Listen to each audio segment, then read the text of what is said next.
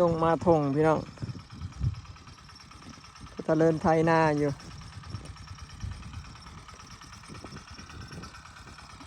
ไทยหน้าขี้ฝุ่นไงกุ้มสบายดีเด้อพี่น้องสบายดีบัดสุขุทุกคนเนาะสบายดีอันสายเป็นชื่อว่าอ่านเขาพี่น้องเปลี่ยนแผนหน่อย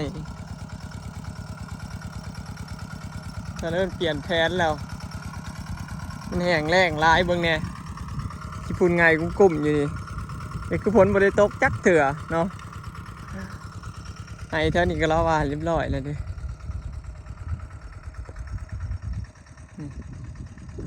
หน้าตะเลิ่นหอดไห้นั่นพี่น้องไห้ตัวขาดนั่นแล้วก็โค้งมาพี่ไปตามไห้บ่นะโค้งขึ้นมาเนาะหน้าเราเรียงตามบนทางขึ้นมาพี่แล้วก็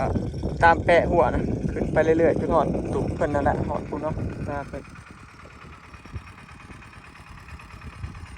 ลูกเพิ่นสิหวานเห็ดหน้าหวานพี่น้องเปลี่ยนแผนใหม่นะปีนี้มันแรงหลายแรงคักแรงแน่แรงเอาแต่ในบ้านเท่านี้แหละพี่น้อง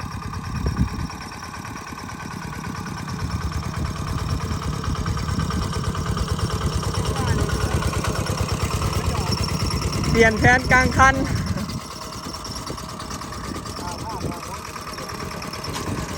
หมดแล้วจะเถื่อเนาะกันถาฝนเลย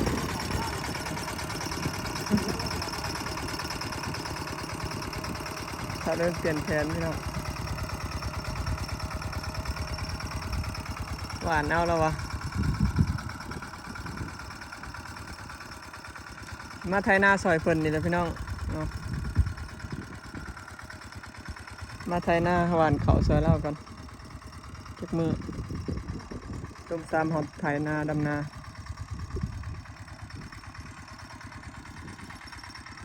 เบิ่งแดดเด้อเมื่อวานนี่ว่าฝนสิตกแห้งเด้อ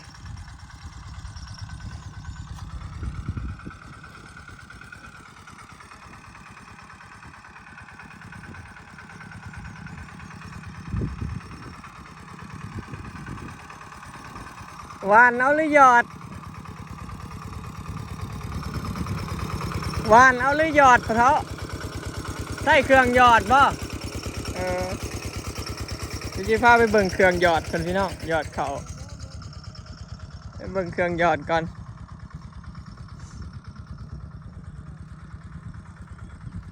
เห็นเหลืองๆแม่นและเครื่องหยอด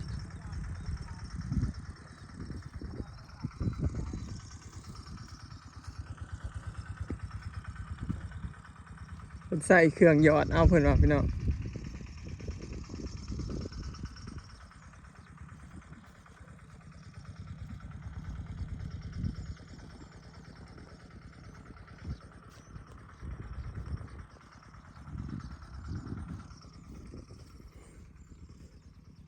อ๋อใส่เครื่องหยอดเขาพี่น้องโอ้เขาใส่เนี่ยปุ๋ยเสียพร้อมปุ๋ยห้องพื้นเสียพร้อมพี่น้องนี่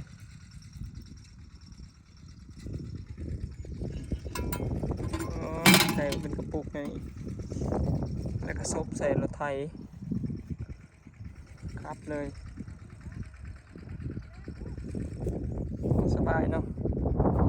อ๋อเห็นแต่ในคลิปเขาเห็นเคยเห็นหน้าว่าหยอดจักเถื่อแต่ในคลิปบางคนเขาก็เอาแบบที่เขาหยู่เอาเนี่ยพี่น้องเห็นเขาประดิษฐ์ออกมาแบบหยู่เอาหยู่กิ่งไปเด้โมเมนต์แบบซุปใส่รถไถนั่นนี่แบบหยู่กิ่งไปคักเนาะ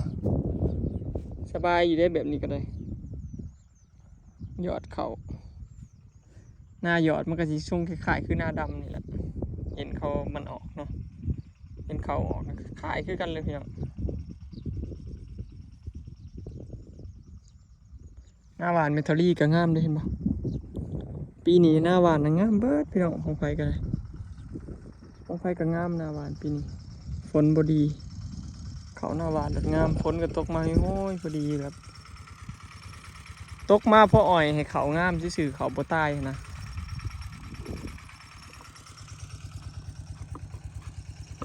ที่ยอดเบิดเลยบ่นี่ หอดหัวหอดพุงหัวเลยท่านโบยาไรท่านบุกเลี้ยงไก่เพื่อนนะวันนี้พูดกันเนี่ยมาเขาชอบเต้นี่ช่องทำให้นี่ว้ายอย่าคิดว่าท่านคอยในเฮ็ดแต่คนก็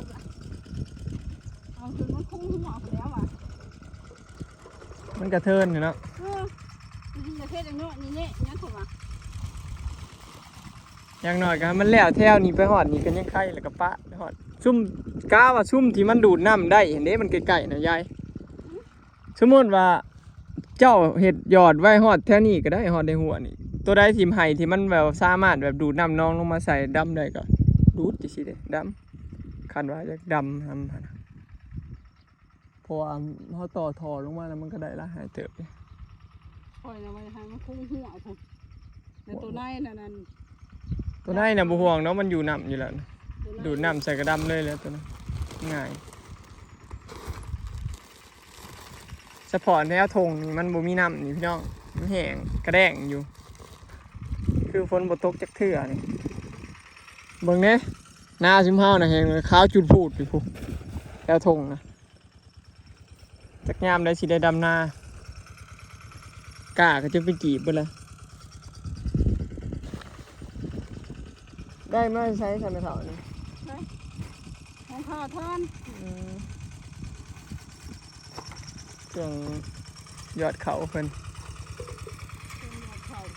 ยอดแบบใดนี่อันคาดแล้วจังมายอดบ่ แม่ข้าวจะเป็นไง คือเฮาหวานแต่เฮาหวานแล้วเฮาจะมาขาดเนาะอันนี้คาดแล้วจังมาหยอดอีกทีนึงเนาะก็ง่ายอยู่พี่น้องสบายอยู่ซั่นคาดหน้าแล้วจังเอามาหยอดกันไปเรื่อยๆ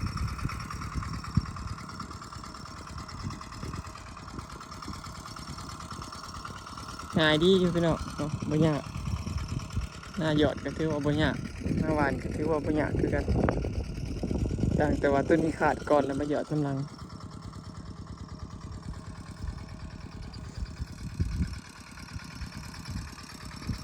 เราเริ่มเราก็บ่อยากไว้แล้วพี่น้องเราก็จ้างตอนไทยหุ่นหน้าเนี่ยเราก็จ้างน้องชายไปทำมาบอกว่าไทยซอยเราเถ่าแล้วแห้งบ่ไว้กับรถไทยแล้ว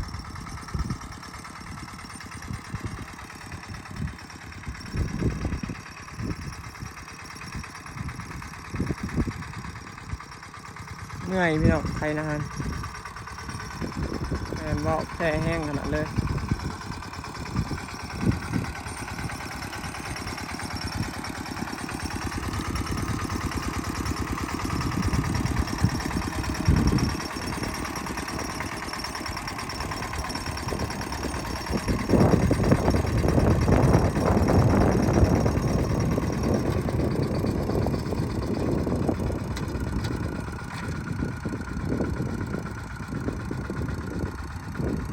แดดโป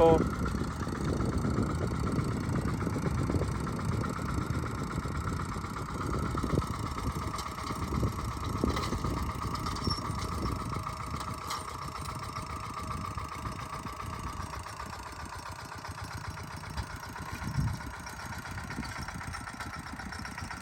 ใส่เกิบบุตรเลยขับรถไทย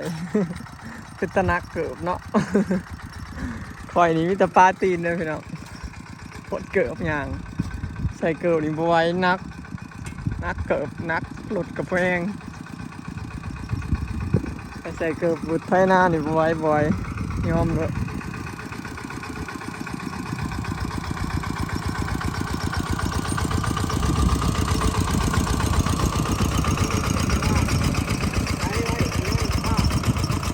บนักเกิบบุตรบ่ น้าหนึ่งมันนักเกิบบุตรกับพวกแห้งแล้วหนึ่งอย่างใช่ด่านเรา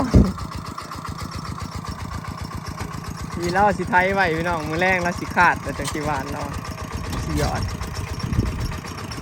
ไทยไว้ตรงกลาง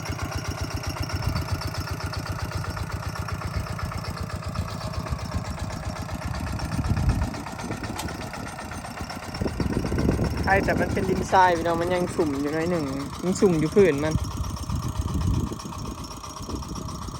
ขั้นแหละบสุ่มอยู่พื้นนี่ไทยบ่ได้ไทยยาก ย่ามขาดก็แตกง่ายอยู่เนาะเพราะว่ามันเป็นดินทรายถ้าไปเจอดินด่านี่ขาดไม่ได้ก็บ่แตกเนาะ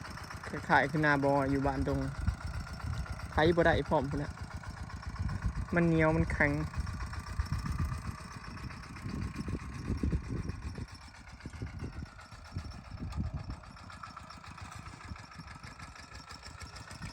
เราหักก็ได้หวานไปประมาณ6 ให้พี่น้อง2 3 5 7 ให้เลยเด้เป็นหวาน7 ให้เลยเด้เมื่ออีกบ่หลายดอกนาเพิ่นกันหน้าเลี้ยงเดียวขึ้นไป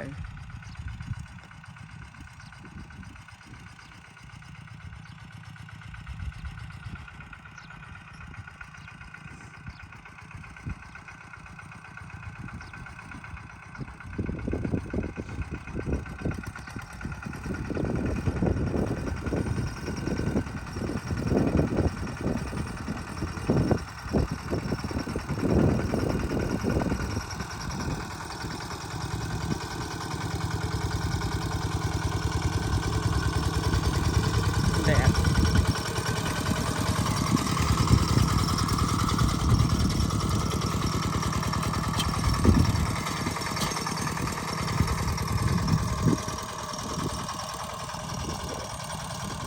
ตัวไทยเมียโยเห็ดหน้า2 เท่าทำนา2 เท่ายังบ่ทันได้ลูกเคยพี่น้อง ลูกชายก็ไปเห็นงานอยู่ไทยคุณบอโกคนโกสุริโยบันทาบอโกก็ไปเห็นงานเลี้ยงปลาเลี้ยงกุ้งบ่เลี้ยงหยังนี่แหละพี่น้องเลี้ยงปลาบ่เพิ่นมาแต่มื้อบุญบ้านพี่น้องแล้วก็มาเฮ็ดบัตรแล้วก็ไปเฮ็ดงานคือเก่าเพิ่นบ่มักเฮ็ดงานก่อสร้างน้ำพ่อเพิ่นที่จริงเฮ็ดงานก่อสร้างน้ำพ่อก็ได้เงินนะพี่น้องแต่ว่าเราบ่มักเพิ่นบ่มักว่าเรื่องอาชีพนี่ก็ถึงสิได้เงินหรือบ่ได้เงินก็อย่าเลยพี่น้องสลายเพิ่นก็จะเฮ็ดอาชีพที่เจ้าของมักเกี่ยวกับเมื่อยบ่เมื่อยเนาะแล้วแต่มัก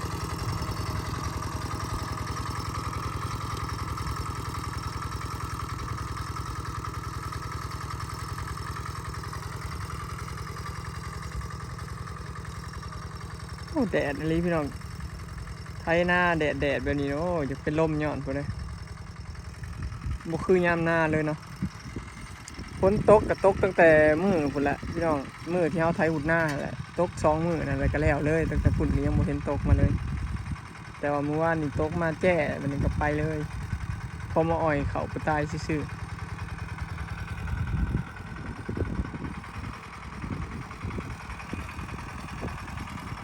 โอเคเนาะพี่น้องคลิปนี้ก็สิขอเก็บภาพบรรยากาศไว้สำนี้เด้อเนาะพี่น้องก็จะเริ่มเปลี่ยนแผนทำนาหยอดบัดนี้เนาะไปแล้วสบายดีฝากเบิ่งคลิปเป็นกำลังใจให้หน่อยเด้อพี่น้องเนาะเดี๋ยวสิไปไทยนาเปลี่ยนพอทะเลินก่อนมันมาซอยเบิ่งกันจักมื้อเนาะฝากเบิ่งคลิปให้หน่อยเด้อพี่น้องเนาะพอกันคลิปหน้าไปแล้วสบายดี